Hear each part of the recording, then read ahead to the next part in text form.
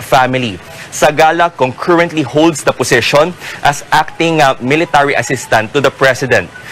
President Marcos, meanwhile, has yet to complete his cabinet as his administration goes into action.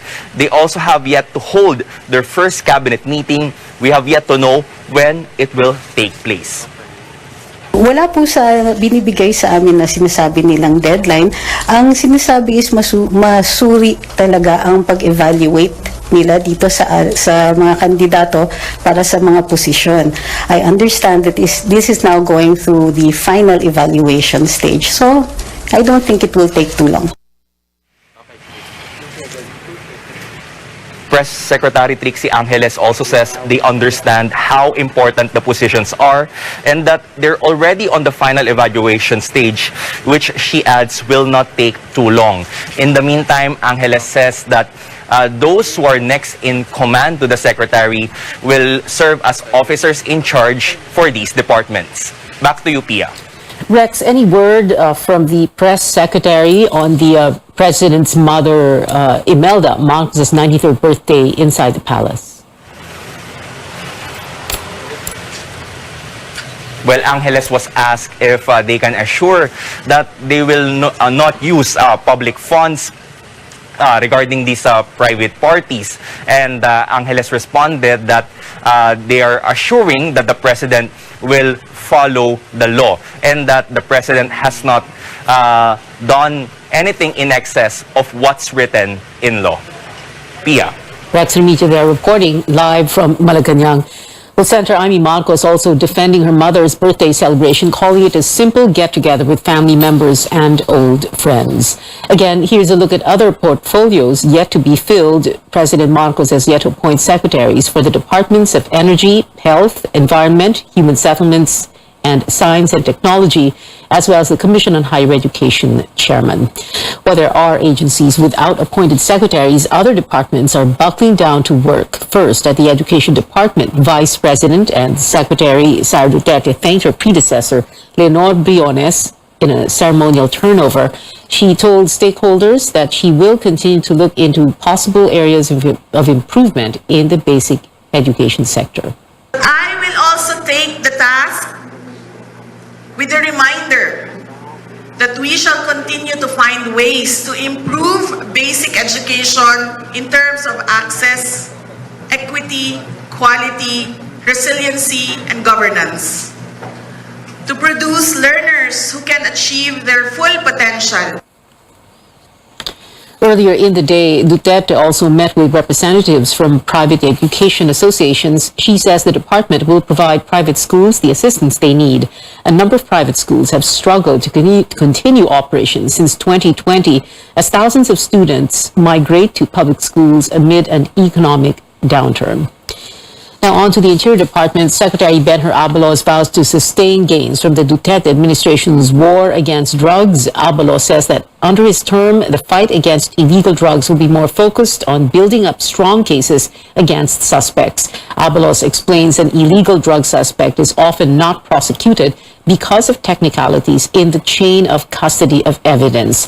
Under the law, the initial custody and control of the dangerous drugs confiscated must be witnessed by an elected public official, a representative from the media, or a representative from the National Prosecution Service.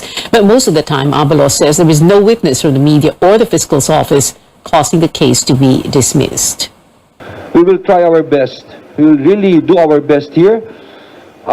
Siguro I will give emphasis aside from the police, no? Yung sinasabi ko kanina, we will make sure that airtight ang kaso. Kasi maski manghuli ka na manghuli, pero kung karamihan dismissed, baliwala ito. No? So, kailangan siguro, hindi lang ang mga pulis ang malinis eh. Yung iba dapat ma-check din eh. Abalos says he will also work closely with Justice Secretary Boying Remulla on the matter. Well, meanwhile, the Interior Department will also return unused COVID-19 funds amounting to 577 million pesos to the Treasury Bureau. The funds were intended for the hiring of contact tracers and the purchase of health-related products like alcohol and face masks. Aguilar explains the amount was not fully utilized because local governments hired their own contact tracers and provided shuttle services for personnel. The Commission on Audit earlier flagged the DILG for failing to make use of its 4 billion peso COVID-19 budget for 2021 with 577 million in unused funds. Aguilar says that while the unused funds did not happen during his term, he will have that checked and investigated further. Justice Secretary Boying Remulla identifying 3 attached agencies which he will focus on. These are the Land Registration Authority or LRA and the Immigration and Correction Bureaus. Remulla says a syndicate is running the system at the LRA. He adds extortion, human trafficking and protection syndicates are plaguing the Immigration Bureau. And Remulla says activities that ruin society persist at the Bucor. Just recently, the National Bureau of Investigation filed criminal complaints against police officers who were tagged in the questionable deaths of high-profile inmates at the New Bilibid prison. The Department of Justice is there to give justice to every man, woman, and child, no matter the circumstance of birth, no matter the economic standing. We will give them all our sense of justice. Let's make a correction. Hindi dapat police officers yan eh. We're talking about the NBP. Remulla says he plans to stay as Justice Secretary for the entire Marcos administration. More stories ahead. How are other government agencies kicking off the first Monday of the Marcos administration and some relief for motorists as fuel prices drop? You're watching Newsnight, where we go above and beyond the headlines.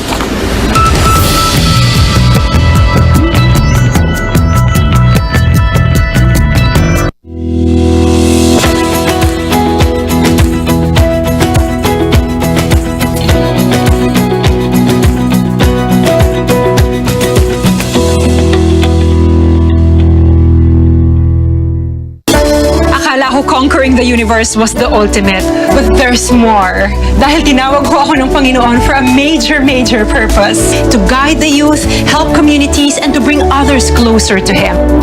Kaya I take care of my health through proper diet, exercise, and MX3 capsule. I am ready to serve. Kasi para sa Panginoon, hindi lang ako 4th runner-up. First place ako sa puso niya. Mahalagang paalala, ang MX3 capsule ay hindi gamot at hindi dapat gamitin panggamot sa anumang uri ng sakit. Fried chicken? Timplang happy! With easy-to-cook Magnolia Chicken Timplados. Iba't ibang sarap ng chicken, kaya. Anong Magnolia Chicken Timplados mo? Iba't ibang easy chicken sarap. For us to be able to move forward, infrastructure development should be a focus of any economic development program in the country in the next few years. The objective is to improve transportation, mobility, and accessibility in our cities by seamlessly connecting or linking up all our road and rail networks, airports, and seaports.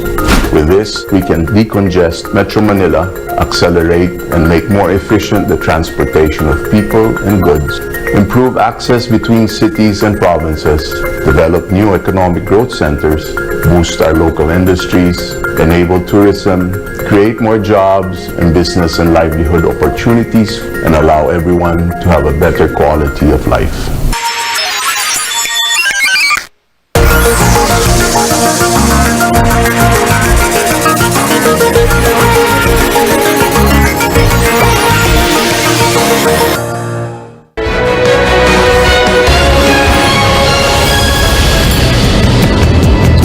Welcome back to CNN. Philippines COVID-19 infections in Metro Manila may peak in 1 to 2 weeks' time. The Octa Research Group projects cases in the capital region to reach 1 to 2,000 daily. But Octa points out the increase in the positivity rate has slowed down and healthcare use is still below 50%, which means there is no need to raise the alert level yet. These are just projections, pwedeng magbago itong mga to. Tumas siya from 6 to 8%, 6% to 8.3%. Hindi na ito napakalaki. That's why we think na baka mag-peak na soon sa NCR kasi medyo bumabagal na yung pagtaas ng positivity rate. OCTA also notes the significant increase in the positivity rates in Benguet Province, Calabar Zone, Central Luzon, and Western Visayas. The country saw almost 7,400 new cases from June 27 to July 3. Health workers also warning about the alarming increase in dengue cases. Figures show over 51,600 infections reported from January to June 18th, 58% higher than those tallied in the same period last year. Dapat tayong maalarma. Sa Singapore, mas madami ang namatay sa dengue rather than COVID. Dapat po tayo mabahala kung ating mga anak o kahit po matanda, kahit po nurse, kahit sino po ay pwedeng mag-dengue sa panahon ngayon kasi tag-ulan po. At saka lagi po natin tandaan na wala pong pinipili ang dengue sa edad. Kahit po 6 months lang. The Philippine Medical Association says it is awaiting the appointment of the next health chief, citing the urgent need to address health issues, including COVID-19 and seasonal diseases.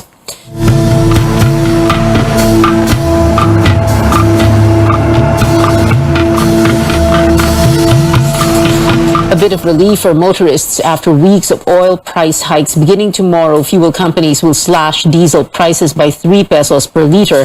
Kerosene used in many households will have an even bigger rollback at 3 pesos and 40 centavos per liter. While the cost of gasoline will stay the same, recent numbers from the Energy Department show fuel prices have risen to up to 99 pesos as of end June.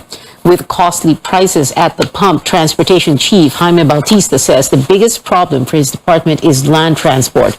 George Cahila spoke to the news secretary about his plans and priorities. This long line of passengers of EDSA Carousel welcomed the first Monday of the new administration. The free MRT ride ended on Thursday, which is why commuters endured the long waiting time under the heat, just to save some of their hard-earned money. At least nakakabawas ng budget. At saka, yun nga lang, pila lang, kasi marami rin. Tiis lang kami, pila, pero okay siya. Nakakabawas sa budget, lalo na sa mga taong maliit lang ang sahod. Maganda siya, makakatulong para sa amin, lalo na sa amin mga commuters, makakatipid. Yung gastos na pamasahe, para na rin namin nagagastos na allowance pa rin namin. New Transportation Secretary Jaime Bautista says this situation is unacceptable. Hence, the agency will focus its efforts in solving land transportation problems. I don't think the status quo is acceptable to the President. No? Nung pinag-uusapan namin ang mga problema, sabi ng Presidente, ayusin natin kaagad ang problema. Bautista lauds the program of the past administration like the libreng sakay and fuel subsidy for drivers and operators. But seems like it's not enough. Even marami silang ginawa ay talagang hindi na-resolve lahat ng problema, no? The Secretary met with the new Land Transportation Franchising and Regulatory Board Chairperson Cheloy Garafil to discuss possible solutions to the problem. While there is no specific details yet on their plans to resolve the problems, especially with soaring oil prices, the department must new programs for the land transport sector. We will strive to get that balance. Kasi sabi ko nga, kaya kailangan open ang communication sa lahat ng aspeto.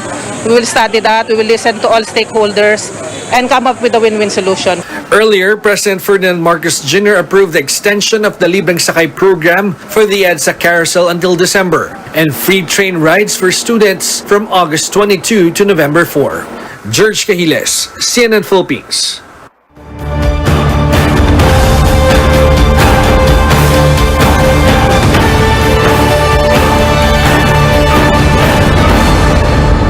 The economic team is aiming to cut the poverty rate to single-digit levels by 2028. Chief Economic Planner Arsenio Barisacan made that pronouncement as he took over the National Economic and Development Authority, or NEDA, today. Barisacan says he wants to steer the economy back to pre-pandemic levels to a consistent growth trajectory of over 6%. This is the second time for Barisacan to lead NEDA. The first was during the term of the late former President Benigno Aquino III. I recognize such a target is ambitious, but I firmly believe it is achievable. I was fully aware that the challenges before me were far more complex than the last time I was at NEDA's helm.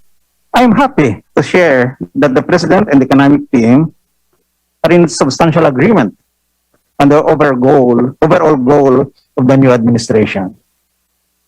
We all agree to quickly revive job creation and poverty reduction by steering the economy back to the high growth path while addressing government debt and the sharply rising prices of food and essential commodities. Barisakan wants to push for economic liberalization reforms such as amendments to the Public Service, Retail, Trade Liberalization, and Foreign Investment Acts. Former Solicitor General Jose Calida assumes his post as chairman of the Audit Commission. Calida vows to keep a close watch on agencies to crack down on corruption. He had this to say on whether the COA will continue publishing audit reports on its website. This is my first day, Give me some more days. I will tell you what you want to do. Magaling yung mga empleyado, so wala akong problema sa kanila. Babantayan talaga namin, di ba? Kasi sa Supreme Court nga lang, panalo na kami palagi. Kaya manalo pa rin kami. There was no formal turnover ceremony at COA since it has no sitting chairman. The Commission on Appointments did not confirm the last appointee for the post, Davao accountant Rizalina Hustol, which allowed President Marcos to pick Calida as the new COA chief. COA once flagged millions of pesos in allowances for Calida when he was Solicitor General. Lawmakers still pushing for the creation of a special economic zone near the upcoming Bulacan airport. This after President Marcos pointed out defects in the measure he vetoed. Senator Amy Marcos, however, says her brother may not have had the chance to carefully study the bill. CNR Kanghel reports lawmakers say they are willing to work with Malacanang to iron out a better proposal. Senator Joel Villanueva says he plans to file a new bill creating the Bulacan Airport City Special Economic Zone north of Metro Manila to address issues raised by President Bongbong Marcos. The president vetoed the bill passed by the previous Congress, citing provisions that, quote, pose substantial fiscal risks to the country and its lack of coherence with existing laws and regulations. In particular, he said the bill lacked audit provisions for the Commission on Audit. It also did not specify a master plan setting the proposed eco-zone's boundaries. In a statement, Villanueva said the Senate will work with the executive to come up with a better version, even as a counterpart bill will be filed in the House soon. My father is in full support of creating an economic zone in the area, but there were shortcomings in the bills that were filed in the upper and lower houses, which of course ES-Vic was right to point out. So I believe there is already a alternative bill that will be filed in this coming Congress that will hopefully address the shortcomings that resulted in the bill being vetoed in the first place. The proposed eco-zone is near the 740 billion peso airport planned by San Miguel Corporation. Presidential spokesperson Trixie Cruz Angeles says the veto will not impact the airport construction. We understand their feelings of disappointment, but this is the stand of the president. Let's fix this now, so we don't wait for it to be challenged later on. Bill sponsor Senator Amy Marcos urges the economic team to have a clear policy on the creation of new eco-zones. She also calls for the convening of the Legislative Executive Development Advisory Council to guide lawmakers in drafting the remedial bill. Albay Congressman Joey Salceda says safeguards will be put in place to address the president's concerns about the eco-zone. Cian Arcangel, CNN, Philippines.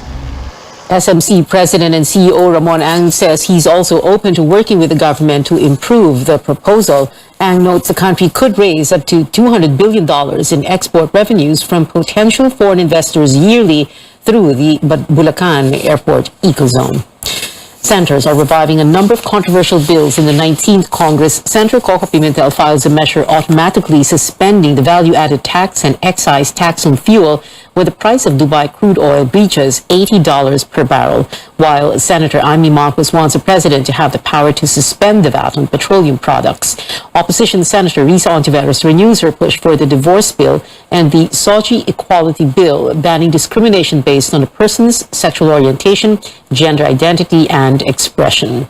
Ending illegal contractualization is a priority for both Ontiveros and Senator Joel Villanueva. Villanueva also proposes a 100 billion peso stimulus fund for micro, small, and medium enterprises.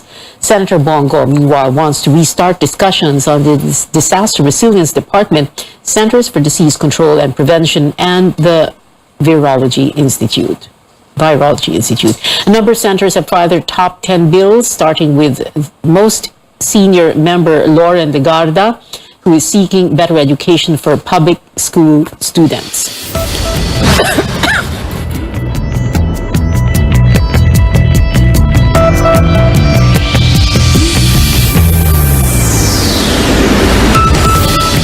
More stories after a quick break. Pinoy stars gush over Heart Evangelista crossing paths with his K-drama icon, plus a historic milestone for Nayon of Twice and her debut album. Details straight ahead on CNN Philippines.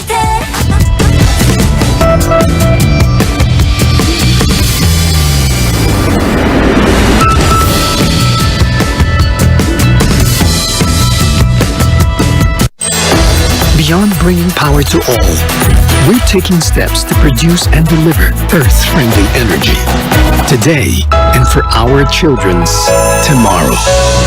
Powering the good life. Meralco.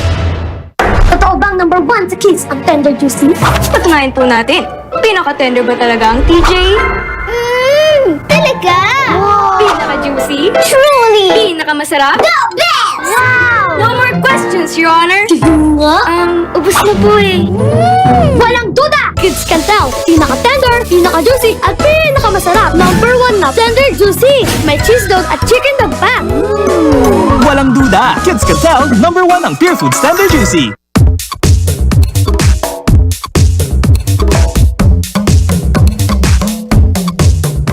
After more than 2 years of pandemic disruptions, we are back to celebrate World Gin Day. Our World Gin Day celebration consists of a month-long activities highlighted by a media launch on June 10 to kick off the nationwide Gin Bar Crawl Challenge that starts on June 11.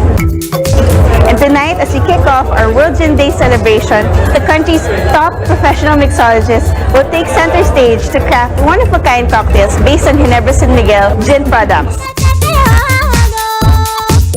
Actually, for us mixologists, it is highly adaptable, uniquely versatile, and it takes on many different strengths, flavors, and nuances. Gin's clear, pure quality is derived from a rigorous distillation process that brings out the best flavors. Gin is in. So let's drink, enjoy, and let the celebrations be gin.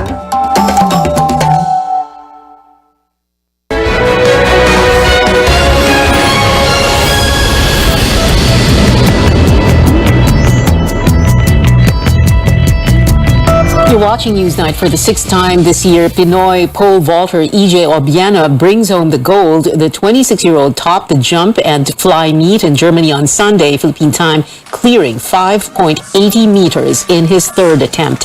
Obiena also ruled the tournament last year, jumping 5.85 meters. And here at home, Gilas Pilipinas closes out the third window of the FIBA World Cup Asian qualifiers with a victory. The squad conquered India 79-63 on Sunday at the Mall of Asia Arena in Pasay. Dwight Ramos led the team with 21 points, a massive improvement from his 6 points in a match versus New Zealand last week, which Gilas lost. The athlete told CNN Philippine Sports Desk what may have led to the turnaround. Honestly, I was more focused on defense. I had a hard time playing against New Zealand, and because of their defense, and I just wanted to focus and sort of play the sort of type of defense that they were playing against me. So I'm just trying to improve on that. Gilas has a 2-2 record in Group A, both wins at the expense of the Indian team. Regardless of results, the Philippine team is competing in the World Cup since it is one of the host countries. Making headlines in entertainment, fashion icon Heart Evangelista meets Korean actress Song Hye-kyo in Paris, France.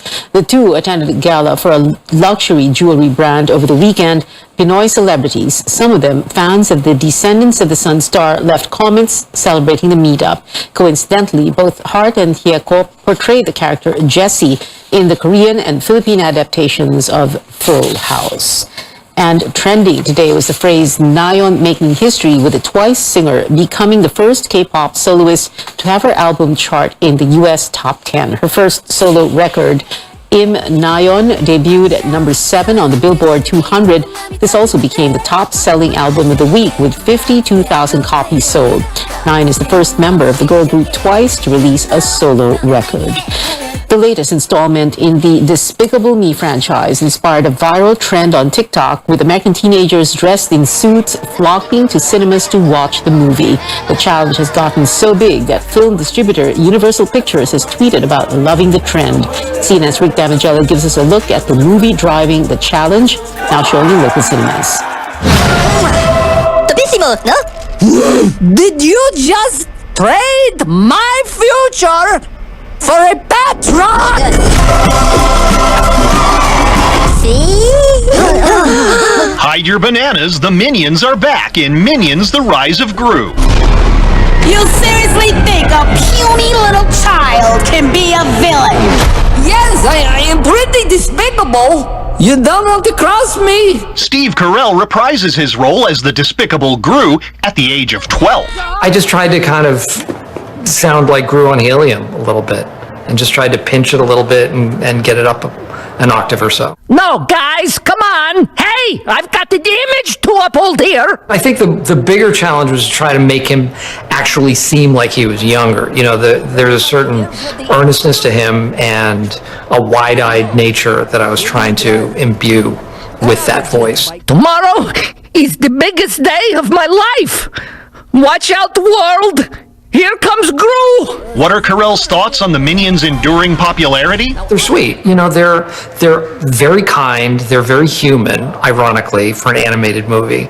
But there's a lot of love, and I think they're funny. The Minions are the Three Stooges. You know, they're the Marx Brothers, so they have all of this physical comedy that's really funny. They're so well crafted, and a lot of care goes into them too.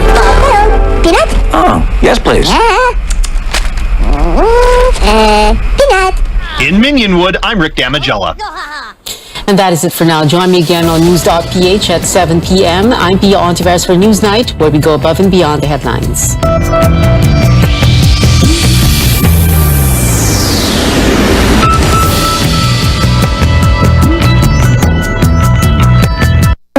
This program is brought to you by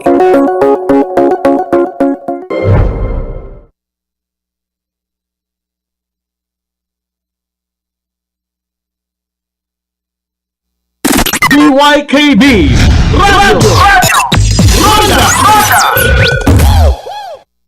Aging is a part of life and something that should be looked forward to. And for women, part of the big change they have to go through in their 40s or their 50s is menopause. In this episode, we'll better understand this natural biological process and what lies beyond menopause. I'm Dr. Freddy Gomez, and welcome to MedTalk Health Talk on CNN Philippines.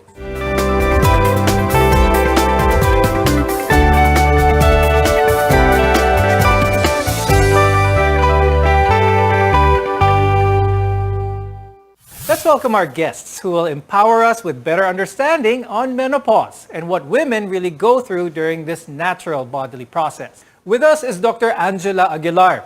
She's an OB-gynecologist from the Medical City and a faculty of the Division of Reproductive Endocrinology and Infertility at the UPPGH, as well as the past president of the Philippine Society for Reproductive Medicine. We also have Dr. Eileen Cynthia De Lara, who is a cardiologist from the University of Santo Tomas Hospital. Thank you both for joining us on this program. Now, Dr. Angela, let's get straight to the topic. Please describe for our viewers what menopause is. It's very important that we make sure that the women who are going through this phase, they're able to define what menopause means. Menopause is the cessation of menstruation for about a year. It's not yet over if you have intermittent menstruations or periods that occur infrequently. You have to wait for a year before that event occurs. That said, menopause can be a big transition for many women, lasting in a period of 1 to 2 years prior to the last period and extending 1 to 2 years after the final menstrual period. So the transition is called perimenopause, and the symptoms are found or usually experienced during that time. So in this episode, we'll be talking about the physical changes, but I'd also like to touch on, Dr. Eileen, some of the sociological, maybe even psychological dimensions to it, because there's a lot of connotations maybe attached to the word menopause. Could you talk a little bit about how menopause, in that respect, it is a natural process, but it also affects a lot of the person's social surroundings, the relationships, most especially their self-esteem? When you talk about menopause, women actually can't really detect whether this is really menopause or they have cardiac condition, no? Because majority of women, no, presenting with symptoms of menopause can also mimic symptoms of cardiovascular disease. That's why it's very important really to educate them about this period, no, of not actually menopause itself, but the perimenopausal period. And that is when all of these manifestations of symptoms starts to happen. One perfect example is what is known as the vasomotor symptoms. No? So when you talk about that, it is basically same symptoms that patients with cardiovascular disease would probably complain. They have palpitations and they always think that it's cardiovascular, not actually thinking that may be part and parcel of their perimenopausal period. So other symptoms such as, easy fatigability, they easily sweat, sleep disturbances. These are very, very common symptoms that women would actually complain. And if you don't talk about menopause in that particular line, they might mistake it as, a cardiovascular disease. And most often than not, these patients will really come to a cardiologist, not to an OB. So I think that's a very important impact, in the lives of women when you talk about menopause. I think that's a very important point you put up there, Dr. Eileen, because it's the identification of these symptoms that is best for that person undergoing this journey. Now, with that being said, Dr. Angela, let's talk about the start, because there are 3 phases of menopause. But before we discuss that, what we want to be able to give information is for that woman to identify that she is undergoing this. Before that though, is there an age? Is there a hard and fast rule? At this age, magkakaroon ka na ng first stage of perimenopause?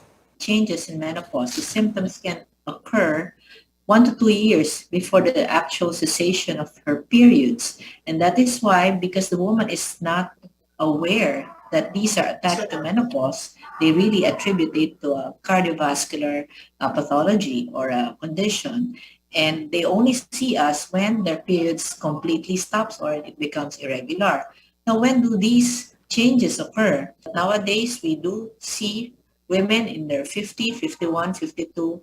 Only by then are they experiencing these menopausal symptoms and changes. Now, let's go to the different stages, and let's start with the perimenopause symptoms. A lot of these are pretty significant. Trouble sleeping, mood changes, weight gain, dry skin, hair loss, changes in body temperature, irregular periods.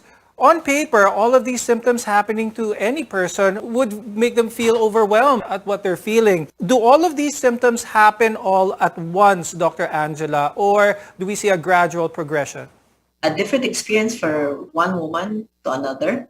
And earlier changes would mean that the patient would experience the vasomotor symptoms, as Dr. Eileen had placed. The hot flashes are one of the more important symptoms that should be recognized early. Number 2, the irregularities in periods happen in the middle of the transition. And the last of these changes are the urogenital symptoms, the vaginal dryness, and they will have sometimes urinary symptoms like dribbling or painful urination, even painful intercourse or sexual intercourse. Dr. Eileen, you mentioned earlier there's some significant amount of women who may think they have one condition when it is menopause. What are some of the conditions that can be mistaken for perimenopausal symptoms?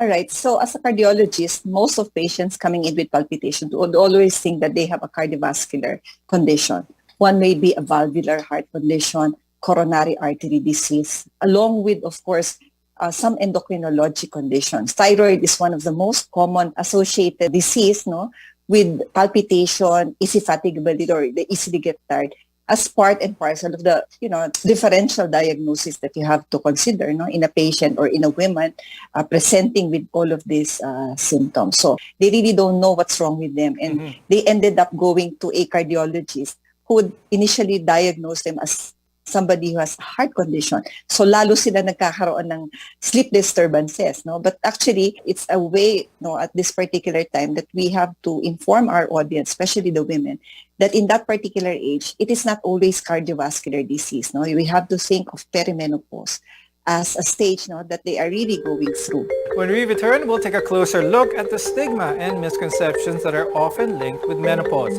We're your connection to better health. This is MedTalk Health Talk.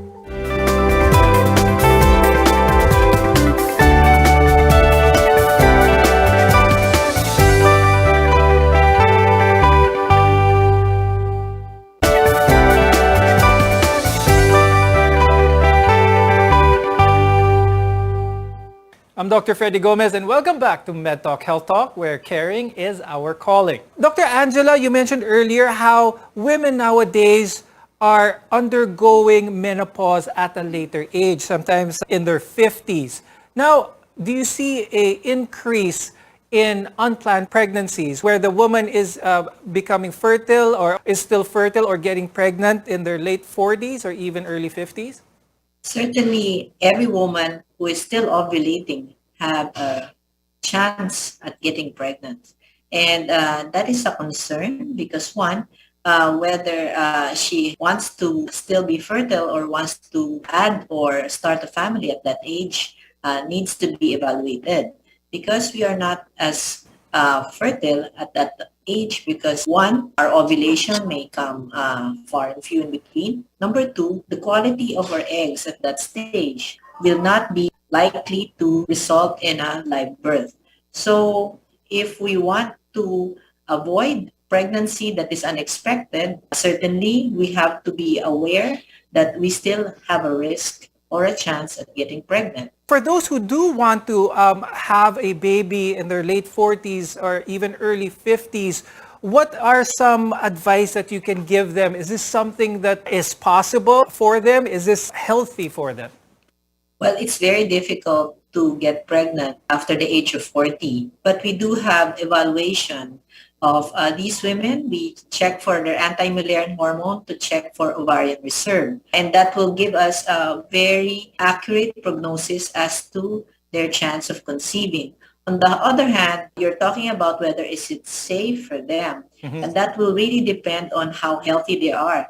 And that is where we collaborate with our colleagues like Dr. Eileen, cardiovascular specialist, because this is a quite neglected aspect for women.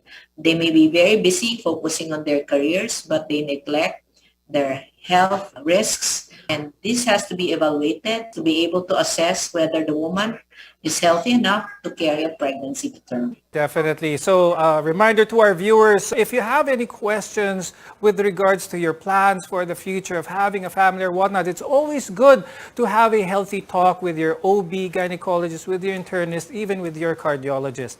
Now, Dr. Eileen, I'd like to ask, a lot of women, this is an important topic, but it seems it doesn't get talked about enough, even amongst women. So my question for you is, what seems to drive that stigma on women not being so comfortable with the thought of them approaching menopause? Of course, when you talk about menopause, women would always think that I'm nearing a chronic disease. That's why they sometimes try to put it on the side, not think about it. No? But I guess what we have to do right now is really embrace that this is a stage in a woman's life that would really come and eventually will pass. And it's really our responsibility to take care of it, no? Eventually preventing, no, all of these chronic diseases to set in. No? That's why it's very important that we really have to encourage women who are already in the perimenopause, also in menopause, to check with an internist or a cardiologist to make sure, no, that all of these risk factors will be addressed early on. That being said, Dr. Eileen, let's touch on the complications once a woman reaches that stage of menopause. Let's start first with hypertension. Please talk about this a little bit more. How can they manage this effectively? When can they expect all these changes to be significant? All right. So when you talk about menopause, of course, there is a hormone there, no, that somehow serves as a protective hormone for women against these chronic diseases. But once you develop menopause, no, you have now withdrawal of these hormones. These are your estrogen and progesterone, which somehow helps a woman, no, against all of these chronic diseases. Of course, early on, as I've said, we really have to encourage all of these women to have a healthy lifestyle. No? Start early. Because most often than not, no, women actually forget all of these things because they think they are still not on that vulnerable stage, no, in their life. But of course, when you have in this stage of peri and then eventually menopause, you are now starting to go to this very vulnerable stage. No, that's why early on, do your lifestyle modification. Now, Dr. Angela, let's talk about weight gain. This is one of the issues which a lot of women think are inevitable. Can you talk a little bit about the reason for the weight gain? And is there still a way to manage or still be at that ideal healthy weight? Thank you for that. Interestingly, this generation that's entering their 40s and even their 50s and going into menopause are by far healthier than women 10, 20 years ago. Many women are now very aware of their health and they're aware about their lifestyle. But that said, long-term impact on poor diet and poor physical activity will take its toll. But we really have to make sure that when we enter this phase, our long-term lifestyle will be good enough so that we can minimize the impact of hormone withdrawal in this phase so that medically or physically we are healthy and able to cope with the changes that we are facing with menopause. When we return, we'll provide some tips on how you can be ready for menopause. We'll be right back on Med Talk Health Talk.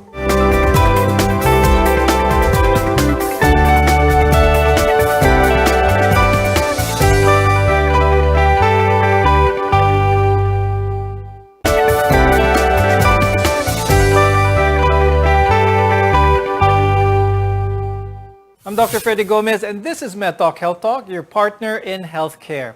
While menopause is part of the journey for many women, some lifestyle choices can be triggers for menopause. For example, if a woman is a frequent chronic smoker, they are more likely to experience menopause earlier than a woman who doesn't smoke at all. So as a result, some women can actually experience menopause at an earlier age. Dr. Angela, let's talk about that. Can you share some insights on this notion, how certain lifestyles can affect the occurrence of menopause? Menopause is actually dictated by genetics. So how old your mother had her menopause will likely be the age that you will enter menopause as well. But that said, smoking makes you have an earlier menopause and chronic smoking puts you at particular risk. Now, Dr. Eileen, my question for you is how does alcohol intake affect perimenopause or menopause? Generally speaking, no, there is not much study looking at direct association of alcohol with menopause. No? With regards to cardiovascular disease, of course, it's not only, again, looking at its direct effect, but concomitant with smoking, concomitant with obesity, diabetes, and hypertension, all of these things are all triggers, no, for the development of atherosclerosis. So it's not just hypertension alone, but the atherosclerosis process. Now, Dr. Eileen, a lot of women may feel anxious or even depressed once they reach that phase that they are approaching menopause, which is entirely normal. But what advice can you give to those who may fall into that stage and may have difficulty trying to cope with it? I think the most important advice I would give them is probably embrace, no, that this is part and parcel of a woman's journey. No? So it's better to have someone, no, to really confirm what you are experiencing. So, and that would be, consulting with your physician. Okay. Now, menopause may feel uncomfortable for a lot of women, but that doesn't mean it has to be an unpleasant experience.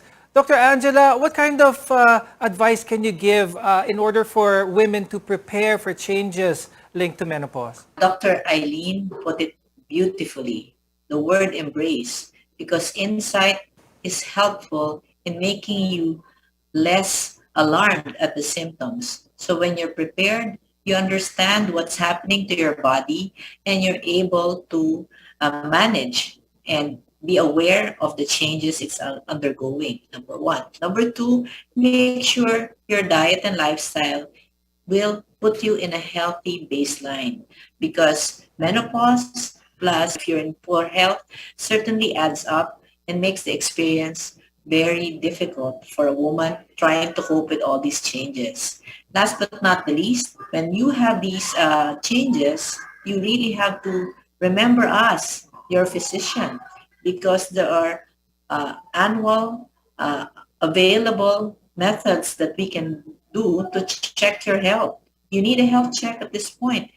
So all of these help us prepare, manage, cope, and minimize the impact of menopause on our health and as well as our lifestyle. Dr. Angela, are there support groups for those who are going through menopause? Is this something that could help ease that load, ease that anxiety for one thing, being together with people who are undergoing the same journey? Well, in hospitals, there are menopause clinics and they organize many activities that will help women cope with this menopause, educate these women, provide medical care to these women, and provide socialization for these women because peer affirmation and support is really very helpful. Now, Dr. Eileen, in terms of the heart again, a lot of women may be wondering, are there some things that are absolutely better that they shrug off altogether? Things like we talked about smoking, we talked about alcohol. What about caffeine? Is caffeine something that should be limited once someone undergoes menopause? Definitely, we all know that excessive caffeine will actually mimic palpitation as what we see in patients who are in their perimenopause and eventually into menopause. So that's one thing that we really have to advise our patient to lessen their caffeine intake. Not just caffeine, but food that are rich with caffeine, like for example, chocolates, sodas, So they have some form of components of caffeine, and that could add up to the symptom of your vasomotor symptoms, is what you see in patients with perimenopause and eventually menopause. I hope our viewers gained a lot of advice from the two of you. But before we go, of course, we are going to give them even more advice. Any final words? I'll start with Dr. Eileen. For women, of course, this is not only for women, but all of us, make sure that we have a healthy lifestyle early on in our lives. As what we have been discussing, eventually it will create a big impact in that particular phase that we're going through, and that is perimenopause. So start with a healthy diet, start moving around, have yourself checked. Yes, definitely. And Dr. Angela, final words from you. Arm ourselves with knowledge. Better knowledge will help us cope with the changes our body will have. Access health care. Don't be afraid. Don't wait until the last moment when you have really bad symptoms, because preventive medicine is best. And to prevent that, we need to have better advice, fit a lifestyle, and a healthy diet to cope with it. And with that, thank you very much, Dr. Angela Aguilar and Dr. Eileen Cynthia De Lara, for being with us today and sharing your knowledge on menopause. I'm Dr. Freddy Gomez, and thank you for watching Med Talk Health Talk. I'll see you again next time.